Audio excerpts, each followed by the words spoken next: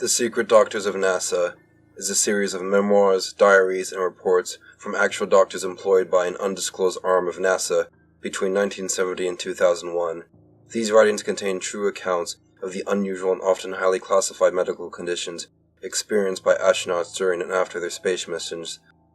Following the defunding of the clandestine medical program after the September 11, 2001 terror attacks, the majority of these accounts were left forgotten on tape drives and in a NASA storage facility.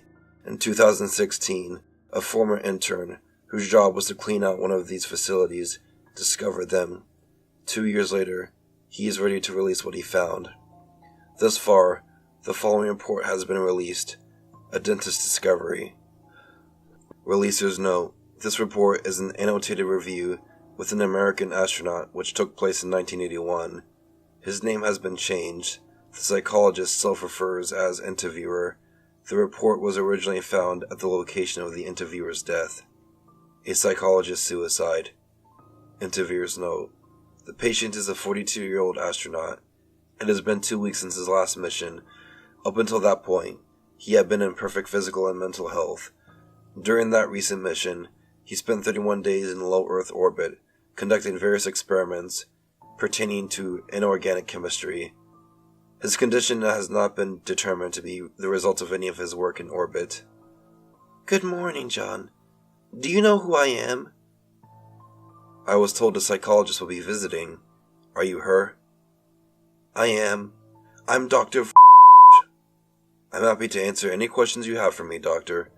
Maybe I can save us both some time and tell you that I know what you want to hear about my eyes, so let's start there. Thank you, John, and you're right. Your eyes are at the top of my agenda. What happened? Can't you see? I'd be shocked if it weren't obvious. I see you've turned them backwards, yes. I've seen the x-rays and imaging. You managed to avoid significant injury, which I think we can both agree is a great thing. More than great. Why is that? Because now I can see everything I'd missed. Interviewer's note: John returned from space complaining of headaches and blurry vision. Examinations yielded nothing. His symptoms persisted. The pain grew unbearable and his vision diminished.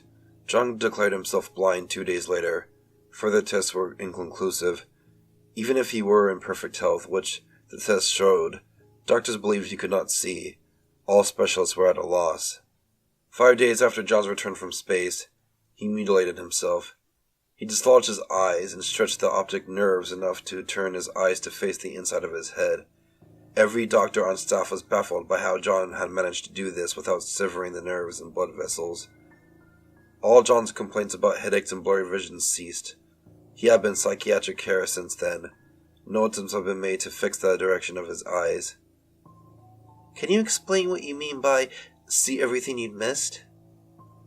Ever since I was a kid, I looked up at the stars. They fascinated me. They called to me. I knew when I was 4 that someday I'd walk among them. The books I had said it would be possible in the future. That was all I needed. Lo and behold, I went to space for the first time when I was 36. It was beyond anything I could have ever experienced. But something was missing? Yes. I've been to space twice since then. This last time, when I performed a spacewalk to fix something outside the shuttle, I discovered I was wrong to be excited. My dreams had been misplaced. Can you elaborate on that, John? I think so, yes. But I need you to trust me, will you? I'll listen, John, and I will give you the benefit of the doubt. As for trust, well, we just met. I don't think either of us have earned it from one another. That's very fair, and I appreciate your candor. I'll elaborate for you. Please. The universe curves in on itself, Doctor. I could look on and on and on through the stars and galaxies and void, and if I could see everything, if my eyes were powerful enough to have an unbroken line of sight, you know what I'd see at the end of it? Tell me. I'd see the back of my own head.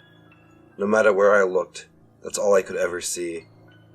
All our exploration, all we might find, all terminates, right there. We watch ourselves, watching ourselves for eternity. I have to admit, John, that's a pretty interesting theory. Did you come up with it while you were in space? Or did you get the idea from another time in your life? No, I didn't think of it myself. It was whispered to me during my last spacewalk. Whispered? By whom? Interviewer's note. I should remark here that I noticed the first change in John's physical appearance after asking that question. The blood vessels in his eyes swelled and his optic nerves pulsated. He gave no indication that anything was wrong, however, and I believed it was appropriate to continue our interview. The universe sent me an emissary. She wanted to know the truth. Are you referring to an alien intelligence? Were you able to determine whether it was one of those species we've already encountered? I don't think so, no. Was it something new? No, not new at all. I believe it was the universe herself. Can you tell me what it said? The universe? Interviewer's note. John was silent for a stretch of nearly 4 minutes. I did not disturb him. He appeared to be in deep thought, though given the condition of his eyes, it was difficult to say for sure. The whisper said, Sui versal vastation. Sui versal? My Latin is a little rusty, John. Is it like the universe of the self?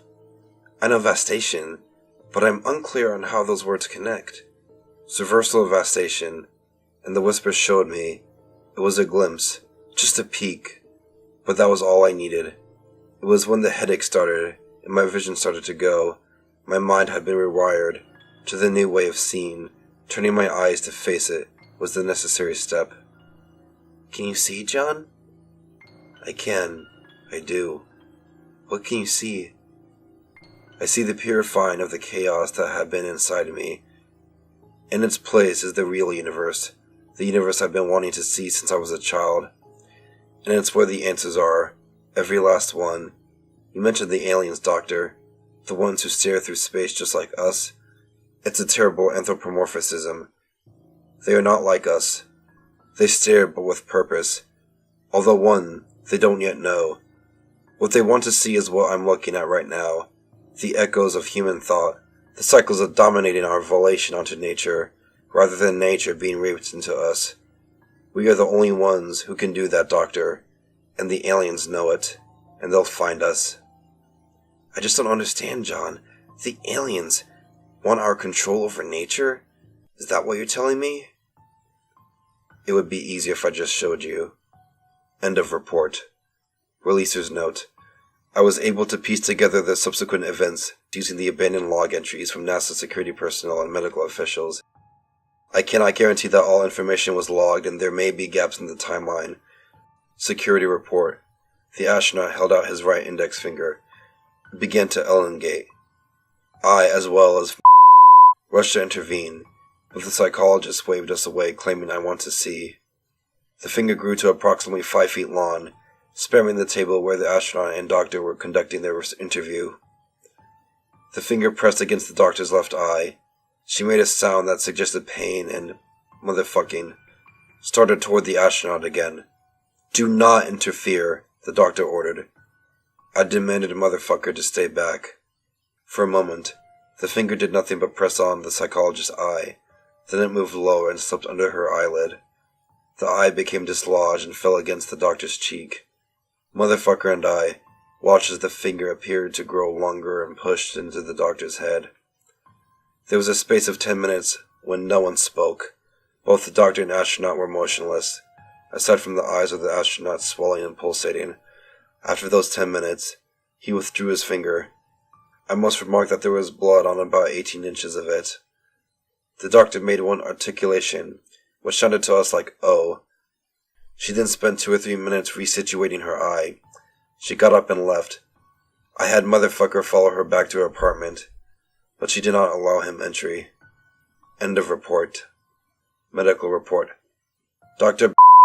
was found deceased in her apartment by security officer B. According to his notes, it had been 3 hours since he had been turned away at the door of her apartment following an incident with astronaut motherfucker. The second visit had been for the purpose of checking her well-being after phone calls went unanswered. Emergency officials deemed her death a suicide, but parallels between her condition and that of the astronaut cannot be overlooked. Her left eye, which had been involved in the interview, had been turned to face the inside of her head. Her right eye, however, have been torn out. Written in blood, on the dining room wall, presumably with the deceased right eye, were the following words: "Fixating and turning in mass direction. Now they know why they look." End of report.